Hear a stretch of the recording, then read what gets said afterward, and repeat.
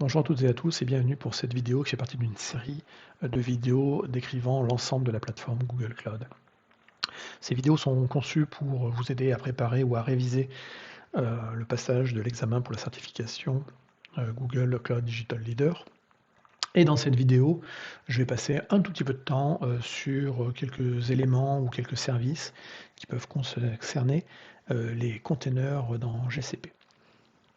Donc je rappelle que le container est un environnement, est un nouveau mode d'exécution d'applicatifs, que ça utilise basiquement de la virtualisation de kernel, et que le container est globalement aujourd'hui la solution standardisée pour packager et ensuite pour instancier et déployer des applications.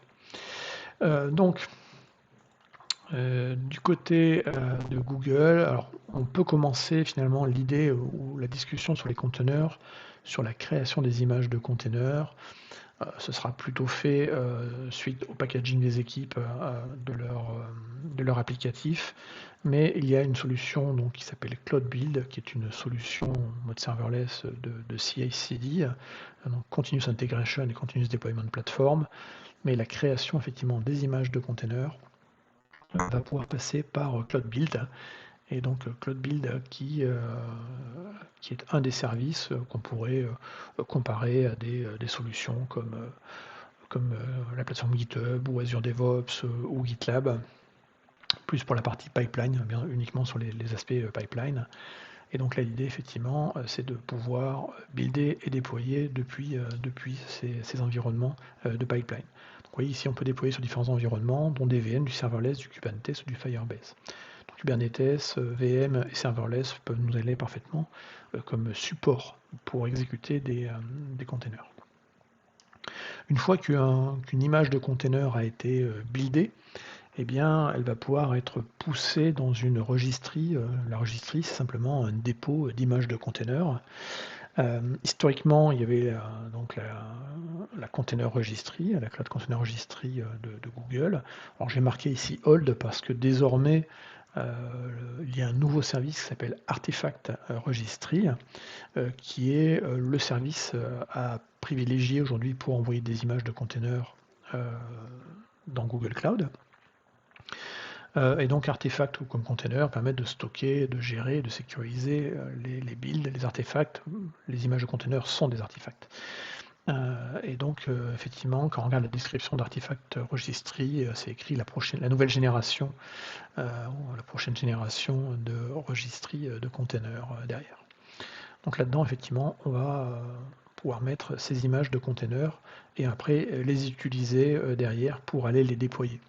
Donc le déploiement des images de ces artefacts pourra être fait effectivement dans Kubernetes, dans Cloud Run, dans Cloud Function, etc. Donc Cloud Run, c'est du serverless Kubernetes, c'est du serverless container. C'est-à-dire que vous avez une image de container, vous ne voulez pas gérer l'environnement qui est sous-jacent, vous ne voulez pas gérer d'orchestrateur, de machines virtuelles, etc. Cloud Run, c'est la solution pour ça. Et donc effectivement, l'idée c'est de pouvoir déployer finalement ces applications containerisées, donc packagées sous la forme d'une image de container, dans un environnement 100% géré par Google. Et donc du coup, on ne se pose pas beaucoup de questions, donc du coup ça va marcher pour toute image de container. Et là ici, on va avoir un paiement qui sera à l'usage.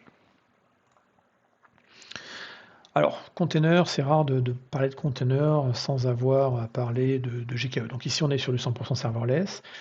GKE, qu'on avait déjà vu dans la vidéo liée à la partie compute, mais je vais revenir dessus quand même. Donc GKE, c'est un environnement managé de type Kubernetes.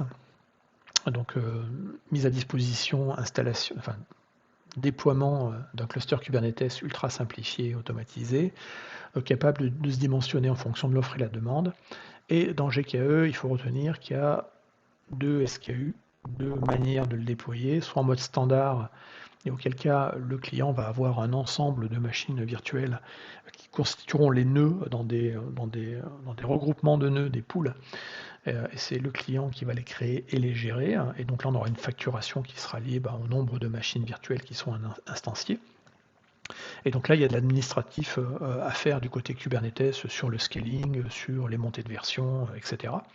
Et la deuxième option pour GKE, c'est de passer par l'option de déploiement Autopilot, où là, on retourne sur une expérience Kubernetes, mais en mode serverless, dans le sens où le client ne se préoccupe pas du scaling ou du patching ou de la gestion, du managing du bon fonctionnement de Kubernetes, mais se focalise uniquement sur le déploiement des applications en container directement derrière. Donc là, on est vraiment sur une approche serverless. La facturation au passage n'est pas la même, hein, parce qu'ici, on va être facturé finalement la ressource consommée au nombre de pods qui vont être déployés. Voilà un petit peu les principales choses à connaître sur la partie container, au moins pour une vision à haute altitude nécessaire pour la certification. Donc, solution de build automatisée et de déploiement automatisé avec Load Build, stockage des images de containers dans la nouvelle registry qui est l'artefact registry, et ensuite les deux modes principaux de déploiement des images, soit dans Clone Run, soit dans GKE. Je n'ai pas précisé ici, on aurait pu marquer également finalement Anthos, qui sera l'objet d'une autre vidéo. Mais derrière, on va dire que c'est du Kubernetes qui est géré par Google, mais pas chez Google. Voilà. Mais l'idée est à peu près la même. Voilà, cette vidéo est maintenant terminée. Vous pouvez retrouver les autres vidéos dans la playlist dont le lien est fourni en description de cette vidéo et la mind map est également fournie dans la description de cette vidéo. Merci, à bientôt.